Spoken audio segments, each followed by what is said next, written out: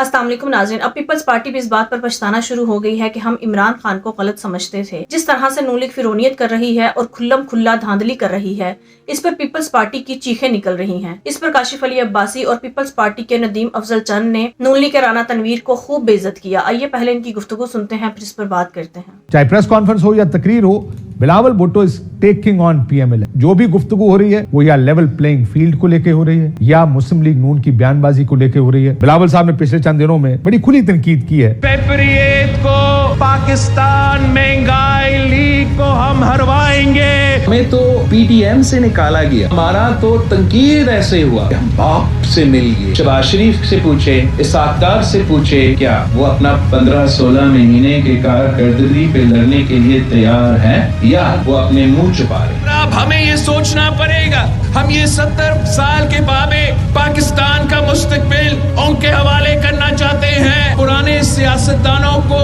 घर बिठाना पड़ेगा।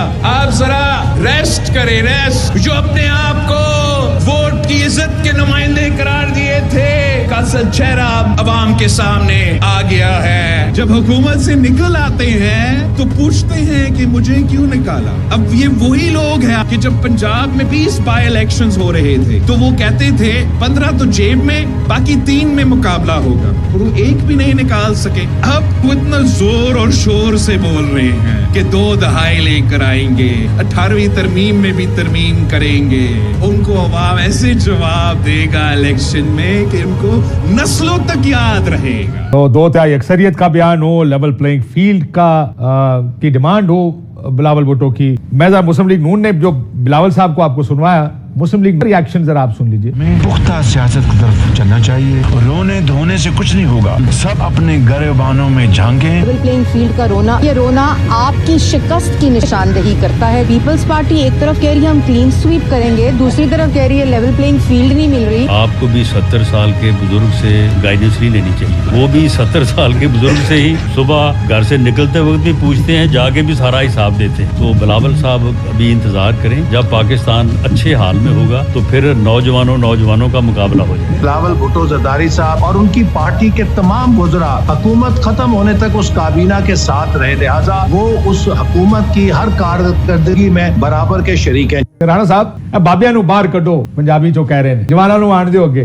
आपने तो डायरेक्ट मुझे पकड़ लिया है। और सर हुण मेरे को सामने एक 70 साल का बाबा एक और बैठे, मैं की करा जी। ये बातें चलती हैं, बाकी मैं समझता हूँ कि ऐसी बात करनी हमें चाहिए जिसे लोग हमें हंसे ना। लेकिन सर लेवल प्लेइंग फील्ड की बात करें ना, वो उनको लेवल प्लेइंग फील्ड, आपको लगता है इस मुल्क में लेवल प्लेइंग फील्ड है इस वक्त? देखिए बिल्कुल है। कुछ चीजें ऐसी हैं जो एक पार्टी है जो पीछे हुक्मरानी में रही है, उन्होंने कुछ ऐसे काम किए हैं जैसे उन्होंने खुद ही मेरा ले अपने सारे मामला बगाड़े हैं। जो हर अदारे बड़ा मोतबर है, हर अदारा बड़ा जरूरी है और मजबूत होना चाहिए उसको, लेकिन ये हम सिक्योरिटी स्टेट है मेरी नजर में, मेरा सर हमें नेशनल सिक्योरिटी स्टेट की बजाय एक वेलफेयर स्टेट होना चाहिए। नहीं, वेलफेयर स्टेट तो होंगे ना जब आप कैसी चला करते हैं। मेरी काशिफ साहब फिर बात करते हैं ना तो आगे ना जाया करें। मुझे बताएं, आपका अजली दुश्मन अगर ईस्टर्न बॉर्डर पे बैठा हो, दूसरी तरफ वेस्टर्न बॉर्डर पे आप कंफर्टेबल ना हो, तो फिर आप कहें कि यहाँ पे हम वो जो आप बात कर रहे हैं वेलफेयर स्टेट होनी चाहिए। कौन नहीं सर, वही असली दुश्मन चांद पे पहुंचा हुआ वैसे,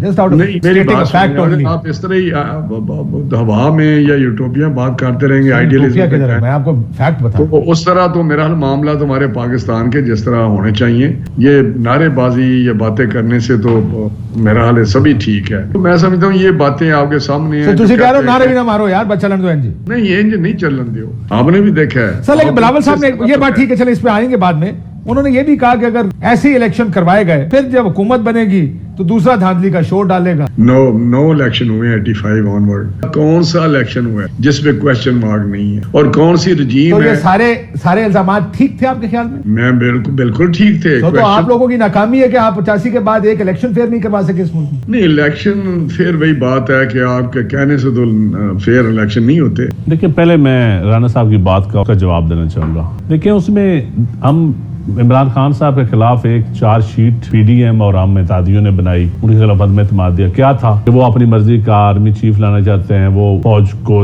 استعمال کر رہے ہیں، وہ جوڈیشری پہ حملہ کر رہے ہیں، وہ انتظامیہ کو استعمال کر رہے ہیں، لیول پلینگ فیلڈ نہیں دے رہا ہے. یہ 5-6 الزام لگائے ہم نے اور اس حکومت کے خلاف ہم اکٹھے ہو گئے. ان 6 الزامات میں سے کون سے ایسے کام ہیں جو اب نہیں ہو رہے ہیں؟ ہم یہی ہمارا نون لیگ سے بیانیے کا جو اختلاف ہے نا وہ یہ ہے، ہم یہی کہتے ہیں کہ لیول پلینگ فیلڈ اب دیں کسی کا، ساری پولیٹیکل جماعتوں کو، تمام کو.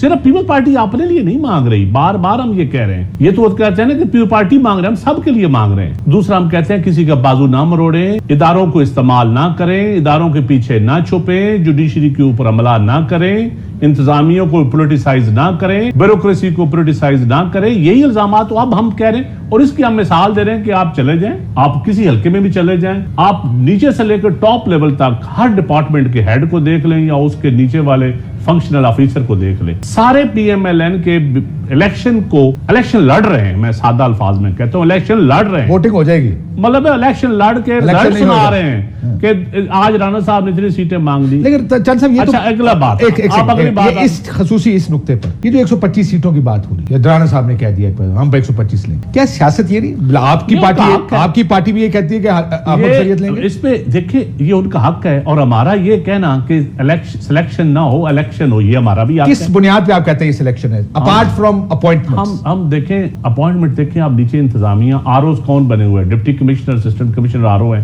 وہ کس کی ریکمنڈیشن پہ لگے ہیں؟